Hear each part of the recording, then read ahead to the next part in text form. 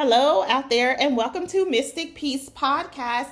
Thank you for tuning into our bonus episode today, Protecting Your Mind in Intimate Partner Relationships. And again, Mystic Peace Podcast does not substitute any therapeutic services, and neither do we give therapeutic advice. This is a mere representation of our personal experiences that we are sharing with you in hopes that it can spread light and open up the floor for different discussions on various topics. Today, I have with me a very special guest who will remain anonymous during this segment. Hello, Anonymous. How are you? Fantastic. How are you? I'm well, thank you. Thank you for joining me on this subject here. I can't wait to get your feedback.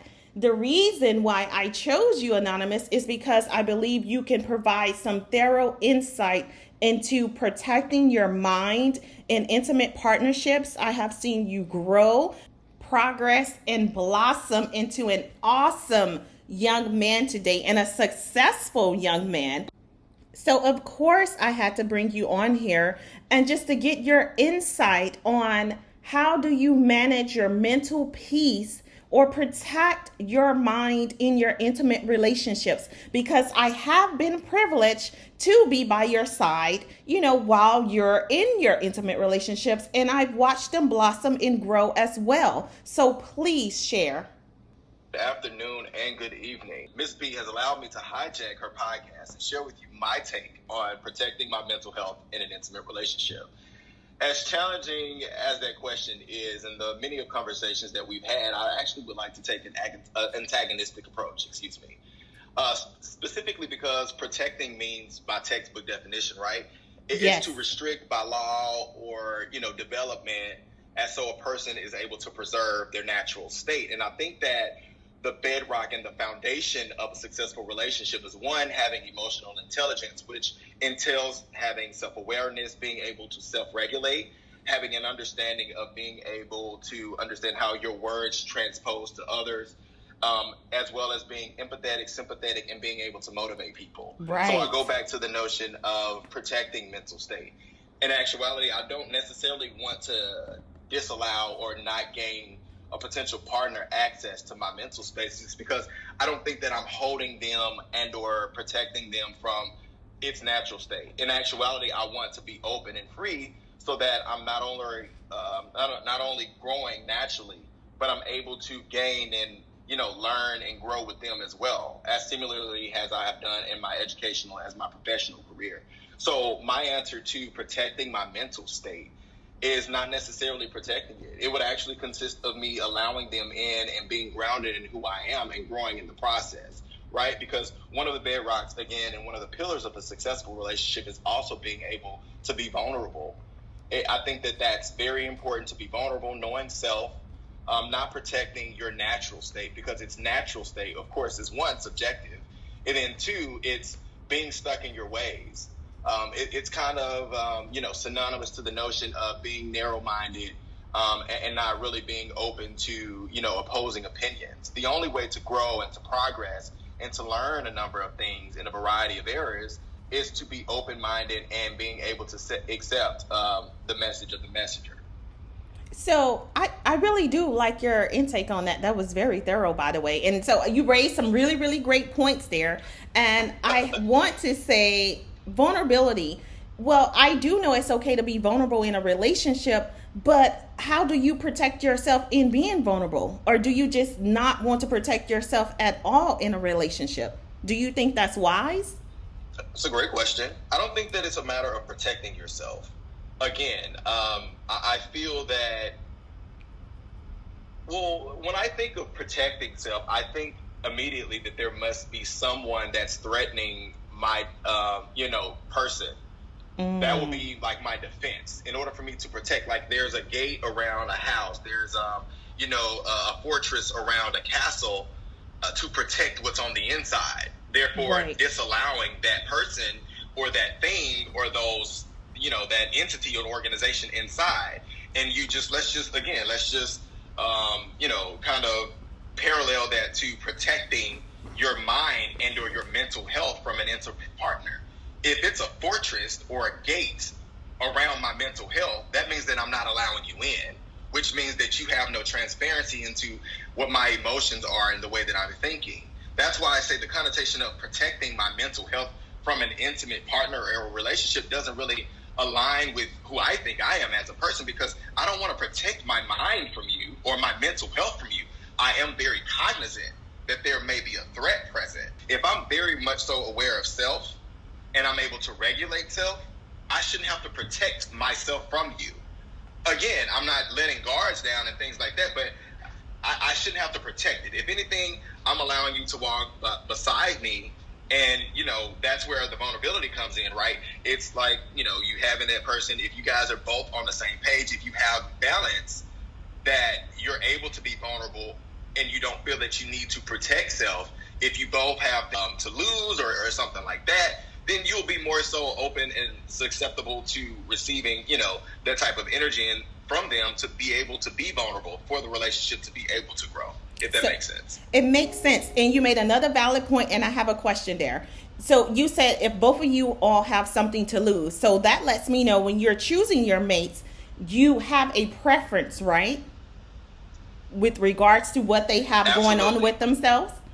Absolutely. So why is that? Point too. Yes. That's the root cause, right? So I guess, unbeknownst to me, you actually just pointed out something. I guess by me choosing and or having that filter of a potential partner, my protecting my mental health and protecting myself is making a great decision on who I allow in my personal space. Yes. So yeah, that was a great question. That is what I'm talking about. See, and I think that was a good answer, because I often talk about choosing wisely with your support system in the relationships that you cultivate and the people that you let in. So you have raised some very valid points.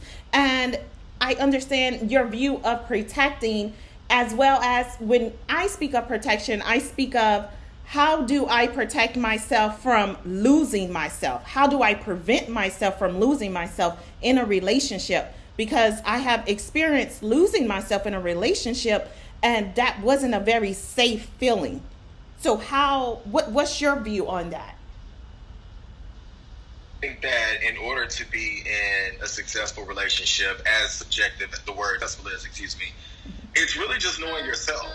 How can I be a valuable partner to you if, one, I don't know myself, and or I don't know the things and or the triggers that causes me to act outside of character? And that's where the self-regulation comes in.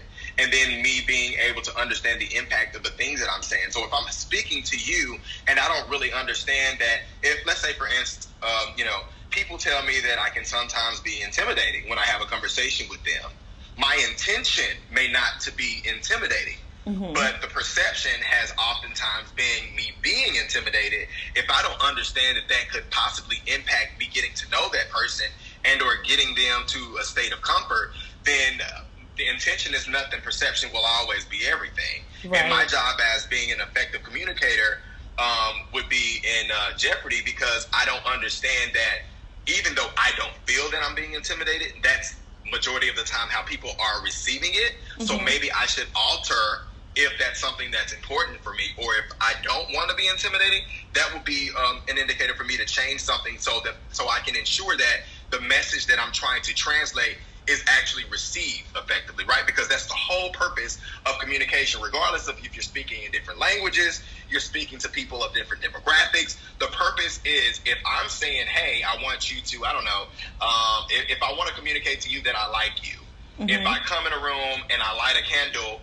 if that's what's embedded in my culture, or if that's, to me, that means that I like you, then if I come in a room and I light the candle and you don't understand what I'm doing, the message has fallen short on you receiving and or being receptive of that message, because I didn't say, hey, whenever I light a candle in the room, that means I like you. If I'm not adequately and effectively communicating that to you, then it falls on deaf ears, right? So it kind of goes into, again, the same thing of just knowing yourself and understanding the impact of what it is that you're saying.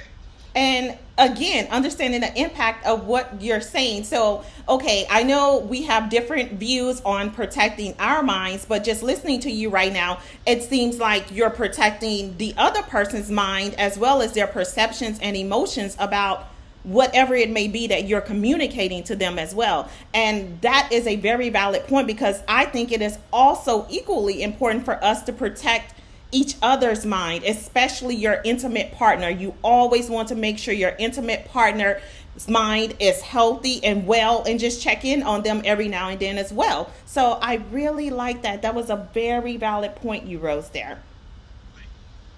Great point, actually, in terms of I was actually, and I do, I do take on the challenge of protecting self as well as protecting those that I am intimately involved in. And that just stems from me taking more so of a dominating and leading role in relationships. Dominating not in the connotation or the sense of being in control, but I find comfort, and I'm more so attracted to people that are attracted to dominance. And that, I think that kind of like ties to, the idea of being able to lead and or guide a relationship. Again, you are equally yoked within a relationship in terms of like it being a partnership. Earlier on in my relational arena, there we go. They would be very much so interested in me. And it's because that they haven't. Well, one, I think that I'm an awesome guy. But two, no jokes. No jokes aside. But okay. I also think that it's because we should think that we're awesome, though. Okay. Well, so, I think that we should feel that way about ourselves. All of us. I've met a lot of great people as well, but they haven't experienced that level of being in a relationship. So and they don't have that level of control when it comes to emotions. They're easily, moved by small gestures and things like that. Be it to say, the older that we've gotten, we've learned that, you can't just really place a lot of stock in people. You can't just trust them upon, first meeting them. Those are things and those are wounds that we've had to grow and heal from based on experience, right? Right. So, I definitely take it amongst myself, and I found it something that I find comfort in terms of like leading relationships and being responsible for my feelings as well as theirs. Now, I'm not obligated to take on their emotions by any means, and I don't make it cumbersome upon myself to make sure that I'm responsible for anyone else's emotions, right? Because I feel that in order to be in a viable and successful relationship, both parties have to come within the relationship having a strong sense of self, being able to be grounded and to be firm in who they are as people, and also being able to compromise, and again, that the key word, that buzzword of being vulnerable in order for it to be successful and for it to grow. But as a leader and as the more dominating person in the relationship, I definitely think that my partner's well-being and their emotions is something that I take very seriously, simply because I feel like I've been experienced and I've been exposed to a lot of great situations where I had to say, hey, I know that your feelings are growing exponentially quicker than mine, and you may not understand that at this early age. You may just, and again, not to even be condescending or patronizing, right? Because they may be more experienced in other areas than I may not be. Right. Again, and that's the whole idea of being in a relationship, being able to draw on each other's strengths and weaknesses. But the point is, 9 times out of 10, and majority of the time, I'm more experienced when it comes to governing and dominating and being in a relationship. So if again I see them developing feelings a little bit faster and or quickly, and it's going in a not so positive direction, then I will say, hey, maybe we should have a conversation. We should sit down and we should actually get in, not black and white ink, but maybe we should discuss how each other feel, so to make sure that there's alignment between the two parties, right? Not leaving a lot of gray area, right? Right. Having open communication. That black and white area of this is where I'm at, this is where I am in terms of my emotions and how I feel. You share it and express how you feel, and if we're on the same page, we can continually move forward. And just being clear, I hear you. You're stressing open communication and just being able to communicate effectively. It's not just enough to just be open about communicating your feelings, but be effective with it. Make sure that the person that you're speaking to understands your intent or the message that you're trying to deliver. And you made another valid point. I know I keep saying you made all these valid points. However, when you stated you don't make it a habit of taking on the responsibility of others' emotions, I think that is a great point to raise in a relationship, because oftentimes we think in relationships it's our duty or responsibility to take on our partner's emotions and feelings and fix them and resolve them, when that can be very daunting to our own mind, our own mental peace. And I would state that that is a necessary boundary to put in place for the protection of your mental health as well as your partner's mental health. So, what are your feelings about that? Wholeheartedly. I think that in order to grow and to be successful in a relationship, regardless of if it's, relational, platonic, familial, whatever the case may be, you have to learn and grow from things in the past. And again, that's where we keep discussing taking on the responsibility of someone else's emotions and or having to govern their emotions and their feelings and things like, no, it's not your responsibility. It's not your obligation. You know what I mean? I think that you get to a healthy space and you get to a space to where you're able to be, again, a viable partner by not allowing the things in your past and the things that you're currently, trying to heal from to function as a filter over your way of processing things. That's basically, to oversimplify it, that's bringing baggage from prior and previous relationships. You cannot put it on like an Instagram filter, right? Mm-hmm. You take you a cute picture, you swipe a couple of times, and you're either bright or you're dark, you got like little gloomy things falling or coming across the screen. If you allow that baggage or those negative experiences to always play into a factor in how you're responding to people and how you engage into people that are going to come into your life in the future, then it's going to be to your detriment. Now, that's not the same as saying you should not keep in mind and or take into consideration that you have learned things from your past and you have learned to, ascertain positivity out of negative situations. I'm not saying that at all. Be very cognizant that things have happened. And, you don't want to continually make the same mistakes over and over again, right? Because the definition of insanity is doing and exuding the exact same actions over and over again and expecting a different result. Right. I'm not saying that. I'm just saying filter out the negativity to where it's like you're not being driven in the exact same direction and or you're still not trying to figure it out. Like, you've already been at this course, you've been at this level, you understand what the possible outcomes and results could be. Don't allow that to dictate and or affect your relationship that you have going on. Understand that people are different. They're based and they live their lives based on experiences that they've had personally, individually. It has absolutely nothing to do with you.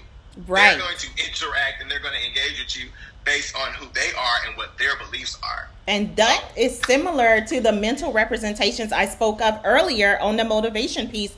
In therapy, we call those schemas, where there are past experiences, events, or people we've encountered in the past, or things that we retain, and it helps us making decisions moving forward and also understanding the world as we see it. So you made a very, very valid point, and I knew that this would be a great piece to share. I knew that your insight would be just as amazing as you are. And also, I just want to wrap it up here with this conclusion, and I'm not sure if this anonymous person is going to agree with me, but however, within protecting your mind, I heard some great bullet points: filtering, standards, boundaries, and responsibilities.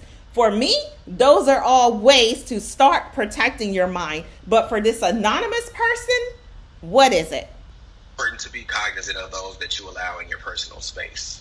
I think that you should be very much so aware of the energy and the vibes and the way that you engage and you interact with people, because again, a protection barrier disallows entry in but it also allows you to gauge who and what you want in. You know what I mean? That's the reason of it being protected.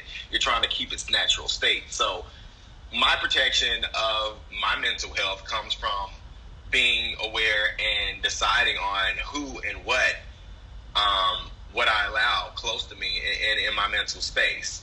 I protect myself by engaging and discussing and interacting with those that I see don't pose a threat to me, based on the energy and the vibes that they give off, if I want to continue having discussions with them or not. And energy is transferable, so I'm glad you plugged that. Be mindful of the energy that you invite into your circle. And again, if you take nothing from this piece or my anonymous guest, I do want you to take that filter piece. Be mindful and be careful of the filters out there in which you may encounter. And again, thank you sincerely for joining us here at Mystic Peace Podcast.